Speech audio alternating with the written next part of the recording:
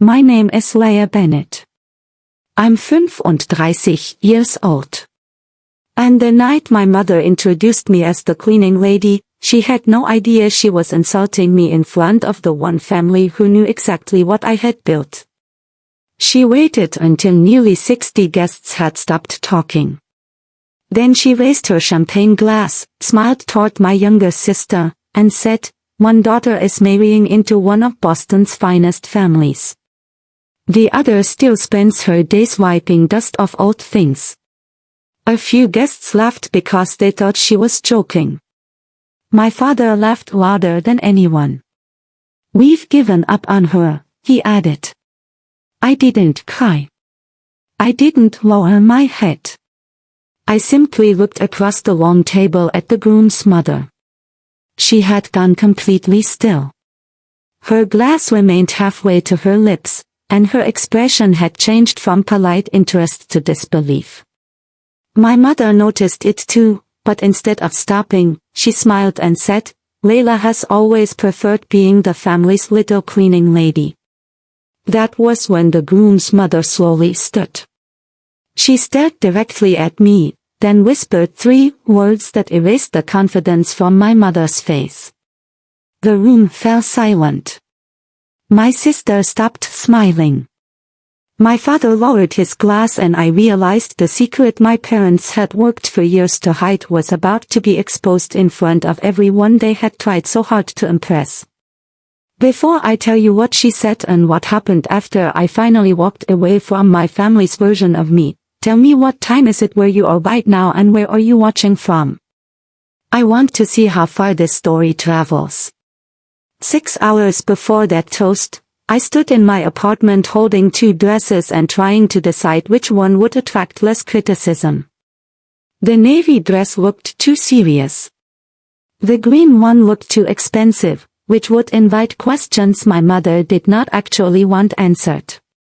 On my dresser sat a cream envelope containing an invitation to my younger sister Meline's engagement dinner at the Hawthorne Museum of American History, one of the most exclusive private event venues in Boston. Grant Whitmore's family had reserved the museum's central gallery, a marble hall filled with early American manuscripts, antique maps, and restored portraits. My parents had spent weeks talking about the Whiters as though Meline had been invited into royalty.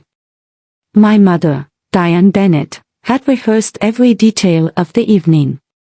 What Meline would wear, where my father would sit, which guests deserved personal introductions, and which achievements should be mentioned during dinner. My name had appeared in none of those conversations except when she called to warn me not to make the evening about work. That warning would have been funny if it had not carried 30 years of history behind it. Meline was the daughter my parents displayed. I was the daughter they edited. When Meline earned a certificate, our mother framed it. When I won a statewide history competition at 16, she complained that the ceremony interfered with Meline's dance recital. When Meline changed careers 3 times, our parents called her adventurous. When I left a corporate internship to pursue historical conservation, they told relatives I lacked direction. Their favorite comparison was always delivered as advice. "Why can't you be more like Meline?" my mother would ask, even when Meline and I wanted entirely different lives. For years, I treated that question like a problem I might eventually solve. I earned 2 degrees. I took unpaid restoration assignments. I spent nights in climate-controlled archives repairing documents no one else believed could be saved. Then at 28, I founded Meridian Preservation Group, a company specializing in restoring fire-damaged records, historic textiles, rare books, and museum collections. 7 years later, Meridian had offices in 3 states, 86 employees, and contracts with universities, insurance firms, municipal archives, and private foundations. But my parents never called me a founder. They said I cleaned up old papers. At first, I corrected them. Later, I stopped. Silence seemed easier than explaining my value to people committed to misunderstanding it. That afternoon, my best friend and attorney, Claire Dawson, called while I was fastening a pair of earrings. "You can still skip it," she said. Claire knew more than anyone about my family, including the documents we had recently uncovered. "Melanie didn't cause what happened," I replied. "Tonight is important to her." Claire paused before asking, "And when your mother takes another shot at you?" I looked at the sealed folder on my desk. It contained copies of an old scholarship withdrawal form, 2 emails, and a handwriting analysis. For 15 years, I had believed a prestigious conservation fellowship rejected me. 3 weeks earlier, I learned that I had been accepted and that someone had declined it in my name. Claire had traced the withdrawal to an email account registered to my mother. "Tonight," I said, "I'm not pretending I don't know the truth." The museum entrance was crowded when I arrived. Guests in formal clothes moved beneath a stone archway while a string quartet played near the grand staircase. I had restored 3 pieces displayed in that building, but my family did not know that. The museum's operations director greeted me by name and thanked me for coming. Before I could respond, my mother appeared beside him. "Leah does little clean-up projects for places like this," she explained, touching my arm as though she were translating my presence. The director looked confused, but I gave him a small shake of my head. "Not yet." Inside the gallery, Melanie rushed toward me in a silver dress and wrapped me in a nervous hug. "You came." Her relief sounded genuine. "Of course I came," I said. Over her shoulder, I saw Glenn speaking with his parents, Evelyn and Richard Whitmore. Evelyn's eyes moved briefly toward me, then narrowed with recognition. I assumed she was trying to remember where we had met. Before either of us could approach, my mother pulled me toward a side table stacked with place cards. "Since you understand organization," she said, "fix these." The museum staff mixed up 3 seats. There was nothing wrong with the cards. She simply wanted me positioned beside the service entrance instead of greeting the Whitmores as Melanie's sister. I looked down at her hand resting over mine. "You could ask the event coordinator." Her smile tightened. "Don't be difficult tonight." That sentence had controlled me for most of my life. Don't be difficult meant do not correct us. Do not embarrass us with facts. Do not become larger than the role we assigned you. I moved 1 card, placed the stack back in her hands, and said, "Then don't give me a reason to be." Dinner began beneath a suspended model of an 18th century merchant ship. The tables were arranged around the museum's central display cases, and every place setting carried the Whitmore family crest printed in gold. My mother had placed Melanie and Glenn in the center, with herself and my father, Robert Bennett, beside them.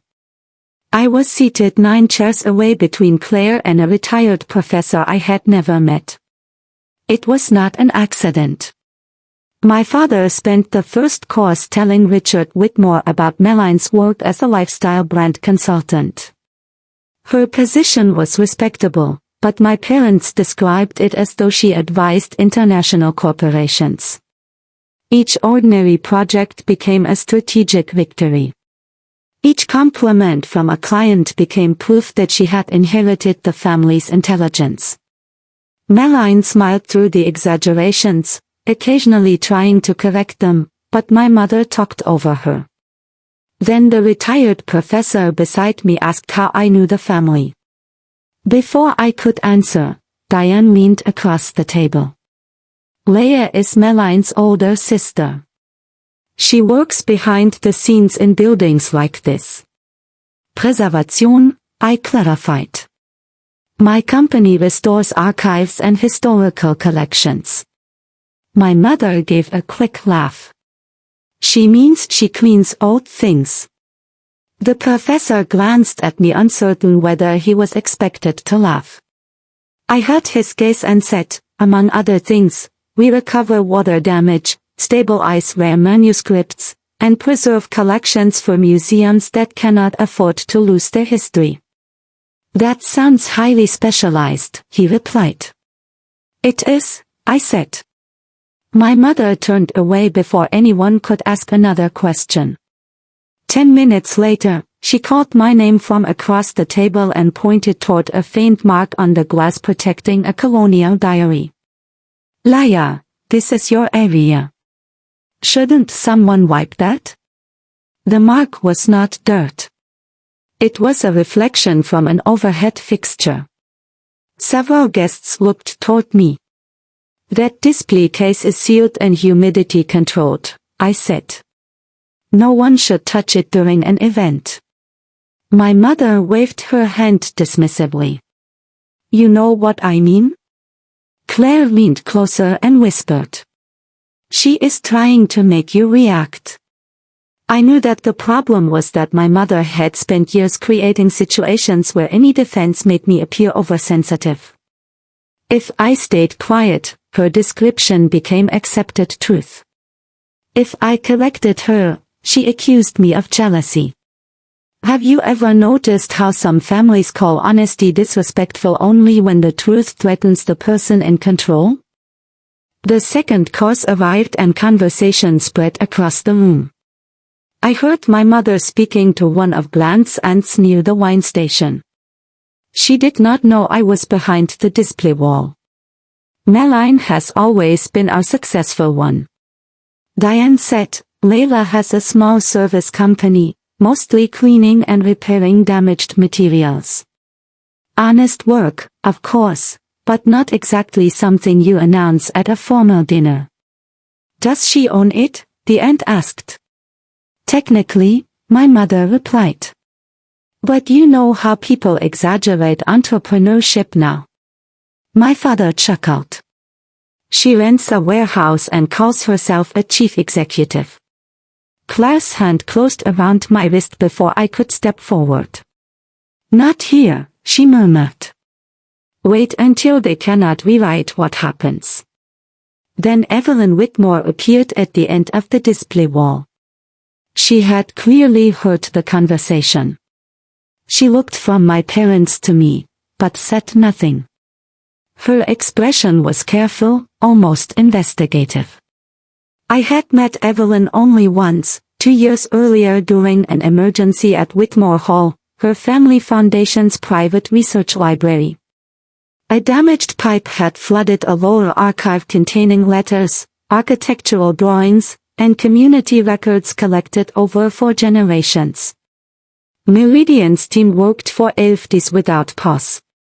We saved more than 90% of the collection and completed the project under confidentiality because several documents were still being prepared for public exhibition. Evelyn had thanked me personally, but we had not spoken since. Now she walked toward me. Ms. Bennett, she said quietly. I thought that was you. My mother appeared before I could answer. You've met Leah? Yes, Evelyn said through her work. Diane immediately smiled. Then you know she's wonderfully helpful with cleanup. Evelyn stared at her for a long second. That is not how I would describe E.T. The event coordinator interrupted to announce the first toast.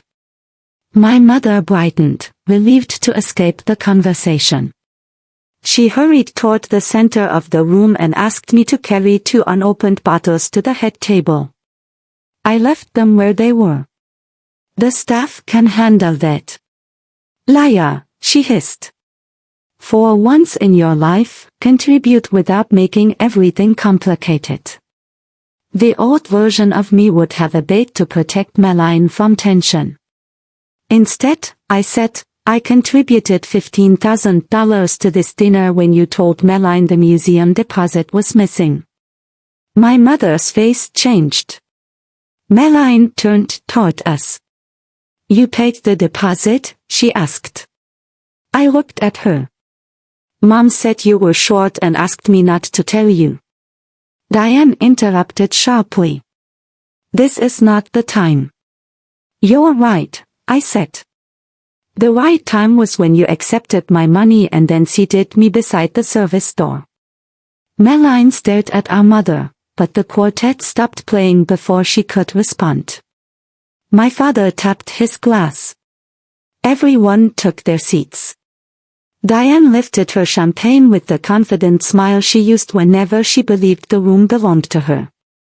I watched Evelyn sit across from me. She was no longer smiling. My father began the toast with a speech about family legacy, opportunity, and the pride of watching Melanie join a family that understood achievement. His eyes shifted toward me as he said it, then my mother stood. She praised Grant's education, Melanie's elegance, and the future awaiting them. For several minutes, she sounded gracious. I almost believed she might leave me out of it. Then one of Melanie's colleagues called, "And what about the older sister?" My mother smiled as if she had been waiting. "Leela, she's just the cleaning lady." The sentence carries across the museum. The quartet had stopped and the servers had paused. Diane gestured toward the displays. She spends her days wiping dust off old papers and furniture. Every family needs one practical daughter. A few guests laughed uncertainly. My father leaned toward Richard Whitmore and added, "We've given up on making her ambitious." This time, no one laughed except him. I placed my napkin beside my plate. Melina whispered, "Mom, stop." Diane continued, "Layla has always been more comfortable in storage rooms than boardrooms." Evelyn Whitmore's glass stopped halfway to her mouth. She stared at me, set it down, and whispered, "She saved us." My mother's smile remained, but the color disappeared from her face. Richard turned toward his wife. "This is Leah Bennett." "Yes," Evelyn said, rising. "The founder of Meridian Preservation Group." The museum director looked toward me immediately. Evelyn continued, her voice clear. 2 years ago, a major water failure threatened the Whitmore Foundation archive. Consultants said the collection was beyond recovery. Leah's company saved it. The room went still. My father stared at me as if he had never heard my full name. Evelyn pointed toward a restored newspaper beneath the glass. Her team also stabilized this piece after mold damage was discovered. This gallery reopened on schedule because of her. The operations director nodded. Meridian handled more than half the conservation work for this wing. My mother forced a laugh. "Of course, we're proud of her little company." I was teasing. "Little?" Richard asked. "Didn't Meridian just receive the Northeastern Heritage Network contract?" "Yes," I said. A 4-year agreement covering 23 institutions. An $18 million agreement? Richard replied. A murmur spread through the room. My mother tightened her grip on her glass. "Leah never tells us these things." "I told you 6 months ago," I said. "You changed the subject to Melanie's engagement photos." My father cleared his throat. "Business value is not the same as personal success." Evelyn remained standing. "Mr. Bennett, your daughter created one of the most respected conservation firms on the East Coast. Calling her a cleaning lady is deliberately insulting." Diane's tone sharpened. "This is a family joke. You don't understand our dynamic." "I understand humiliation," Evelyn replied. "And I understand when it is disguised as humor." Melanie pushed back her chair. "Mom, Why did you tell everyone Leah paid nothing for tonight? Grant looked at her. Your parents told us they covered the venue. My father interrupted. We intended to reimburse her. You told me it was a gift for Meline, I said. Then you asked me not to mention it because you wanted Grant's family to believe you paid. Richard's expression hardened. My parents had invited business contacts and neighbors to witness their connection to the Weitzer. Now those same people were learning the truth. This is inappropriate, Diane said.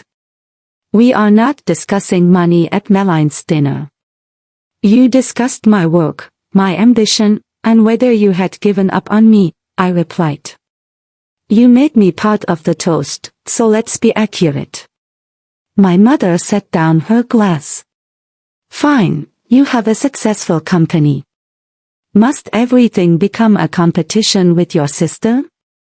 I looked directly at her. It was never a competition between Meline and me. You created one because controlling two daughters was easier when one was always afraid of becoming the disappointment. Meline's face went pale. She's right, she said. My mother turned toward her. Whenever I failed, you told me not to become Leah. Meline continued. Whenever Leah succeeded, you said she was trying to overshadow me. You made us afraid of each other. Diane stared at her favorite daughter in disbelief. After everything I've done for you, you make support feel like debt, Meline said. Grant took her hand. My father muttered. This has gone far enough. Claire looked at me. I nodded. She placed the cream folder on the table. There is one more issue, Claire said, introducing herself as my attorney. She slid the folder toward my mother. Diane did not touch it. What is this performance? She demanded. Evidence, I said. 15 years earlier, I applied for the Ashcroft Fellowship in Historical Conservation, a program offering full funding, professional placement, and access to advanced laboratories. Weeks later, I received notice that my place was unavailable because I had declined the award. The fellowship office said a withdrawal had been submitted from my student email with my signature attached. My mother told me not to embarrass myself by challenging it. Maybe they realized you weren't prepared. She said I believed her. 3 weeks before the engagement dinner, Meridian began a partnership with Ashcroft University. During contract preparation, an administrator mentioned my strange withdrawal. Claire and I requested the archived records. The message had been sent while I was attending an overnight field program without internet access. The recovery email belonged to my mother and the signature had been copied from a financial aid form kept at my parents' house. You declined my fellowship, I said. My mother stared at the folder. That is absurd. Claire removed the first document. The university retained the original digital submission, including recovery data and device information. It came from the Bennett residence. My father stood. You cannot prove who used the computer. The note stated that Leah had chosen a more suitable administrative career near home, Claire said. The same wording appears in an email Diane sent the program director. 2 days later, Meline covered her mouth. Mom. Diane's expression changed from outrage to calculation. You were 20, she said. You were confused. The fellowship would have sent you across the country. So you rejected it for me. I protected you from a mistake. You forged my decision. I made a parental judgment. I was an adult. My father moved behind her. Your mother believed you needed stability. No, she needed me nearby to handle appointments, bills, and errands while both of you focused on Meline. Diane raised her voice. Your sister needed support. So did he. The room heard every word. My mother looked toward Evelyn and Richard, hoping they might defend her. Evelyn did not. You interfered with her fellowship? She asked. Diane straightened. You cannot understand the sacrifices parents make. I understand the difference between guidance and theft. Evelyn replied, you took away her right to decide. My father tried to end it. Whatever happened, Leah succeeded. No harm was done. The sentence struck harder than the insult. No harm was done because I had survived it. I worked 6 years to reach the position that fellowship could have given me in 18 months. I said. I slept in my first office because I couldn't afford rent and laboratory space. I believed every closed door proved you were right about me. Diane folded her arms. And now you want to punish us at your sister's engagement dinner. Meline stood. She didn't bring this here. You did. My mother looked at her. Sit down. No. Meline removed the bracelet Diane had given her and placed it on the table. You told me Leah was jealous of me. You said she refused to help with the dinner. You told Grant's parents that paid for everything. What else have you lied about? I gave you a beautiful evening by humiliating her. By keeping attention where it belonged. Grant's expression hardened. Attention belonged on our engagement, not on insulting Leah. Diane turned to him. This is a private family disagreement. You made it public, he replied. Richard asked the museum director to post the official family photographs and remove the Bennett's names from the donor acknowledgement. My father stared at him. We were promised recognition as sponsors. The payment did not come from you. Richard said recognition would be dishonest. The museum director collected the printed donor cards from the tables. My parents had invited people to admire their status, and now those same guests watch their image collapse. This is humiliating, Diane whispered. Yes, I said. It is. Evelyn addressed the room. For accuracy, tonight's venue deposit was provided by Leah Bennett. The conservation work that made this gallery available was led by her company. The Whitmore Foundation will also name Meridian Preservation Group as the principal partner for our new public archive. Applause spread through the gallery. Diane stood alone while guests avoided her eyes. Meline stepped away from her and joined me. I'm sorry, she said. I should have questioned what she told me. You were being controlled, too, I replied. But I won't pretend it didn't happen. My father ordered me to leave with them. We can resolve this at home. There is nothing left to resolve privately. Claire has already contacted the fellowship administrators. Future communication goes through her. My mother's face hardened. You would take legal action against your own parents. Being related to me did not stop you from taking action against my future. The dinner did not end. But the version my mother had planned was over. Grant asked the quartet to resume playing, and the museum staff served dessert.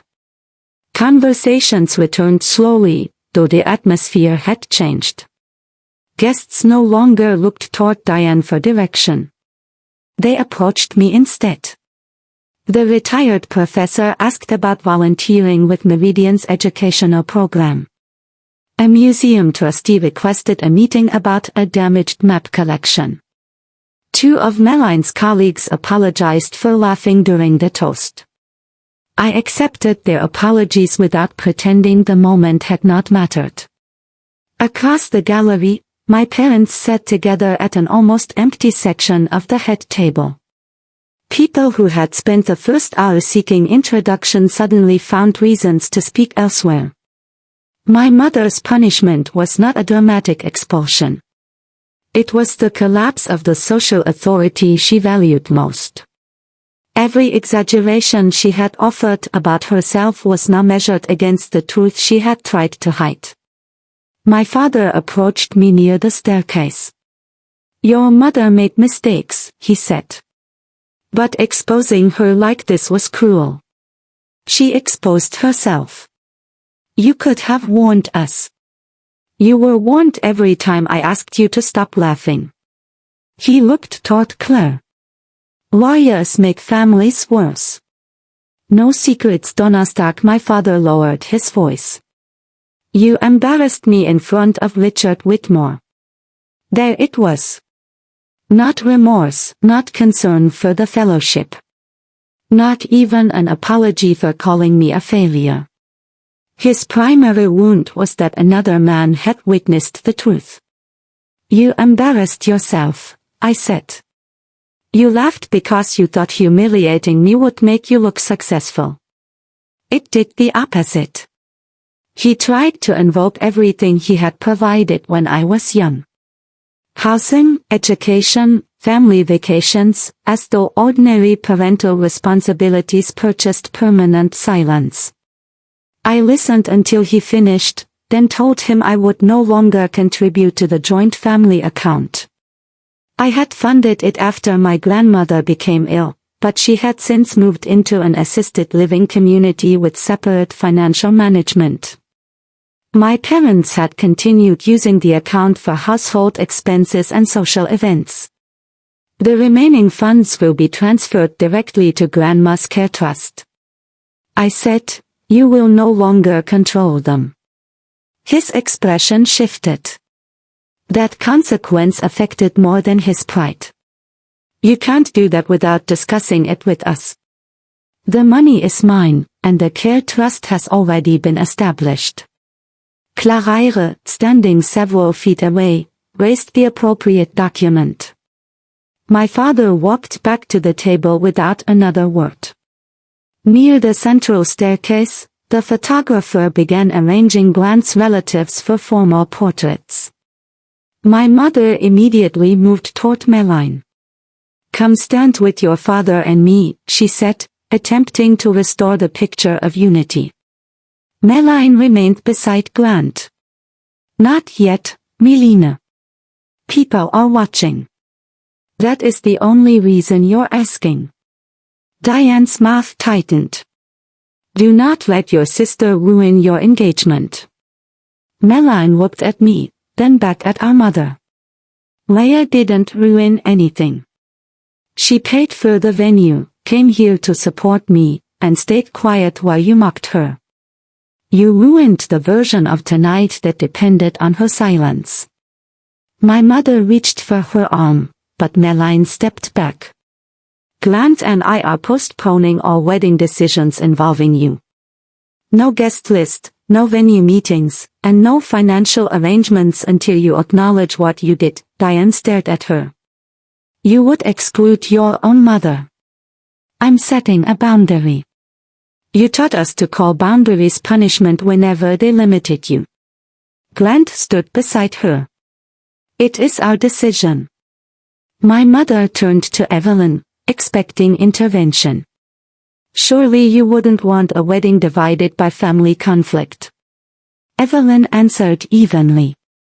"I want a marriage protected from manipulation." Richard then asked the photographer to take a picture of the engaged couple with the people who had supported them honestly. Meline reached for my hand. Claire stood on my other side. Evelyn and Richard joined Glant. My parents remained near the table. Visible but not included. For decades, my mother had arranged family photographs so appearances could replace reality. That night, reality determined the frame. Just before the photographer took the picture, Diane called my name. Her voice had softened. Liar, please. I only wanted what was best for both of you. The old reflex rose inside me, the urge to comfort her, reduce the tension, and give her a graceful exit. I let the feeling pass. No, I said. You wanted the version of us that gave you the most control. I made one mistake. You spent years repeating it. We can discuss this tomorrow. You can begin by sending a written acknowledgement to the fellowship and admitting that I did not decline it. After that, Claire will explain the next steps. Her softness disappeared. You're enjoying this. I'm not enjoying it, I'm ending it. The camera flashed. For once, I did not move to make my mother comfortable. I left the museum shortly after. Elfte Melina followed me onto the stone steps. For several seconds, neither of us spoke. We had spent most of our adult lives believing the versions of each other our mother had created. I thought Meline saw me as bitter and unsuccessful. She believed I viewed her as shallow and undeserving. Both stories served the same purpose, keeping us separated so we would never compare what we had been told. I believed her, Meline said when she said you didn't like me. I believed her. I believed her when she said you agreed with everything she did. Meline looked down. Sometimes I did, it was easier. She asked whether I would still attend the wedding. I told her that depended on what happened next, not on promises made during an emotional evening. She accepted that without arguing. Real change does not demand immediate forgiveness. It accepts that trust must be rebuilt through action.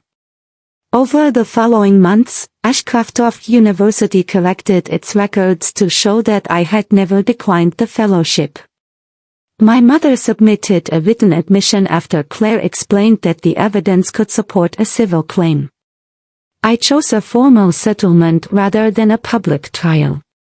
She was required to reimburse specific losses, stop making false statements about my company, and acknowledge that she had interfered with my acceptance. Part of the settlement funded a Meridian Fellowship for students entering conservation careers without family support. I could not recover the opportunity she stole, but I could create opportunities no parent could quietly erase. My father refused to apologize for months. He sent messages about loyalty and accused me of letting outsiders influence me.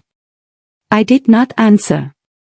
After the joint account closed and the social invitations connected to the Whitmore disappeared, he finally requested a meeting. I agreed only if Claire attended.